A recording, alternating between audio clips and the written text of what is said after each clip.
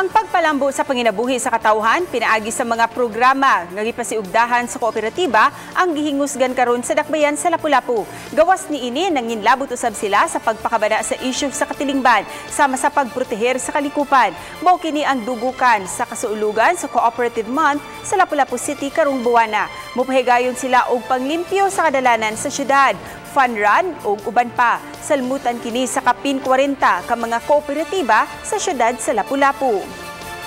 This year, gifocus nato ang atong celebration kay naay memo from the national and then from the provincial through the CDA na all co-ops should participate in a parade or motorcade for advocacy and for the public information. 700 ang ato ang naka-register karon pero actually I doubt mudagan na sila tanan. Ang uban murag ni register lang just to help the federation.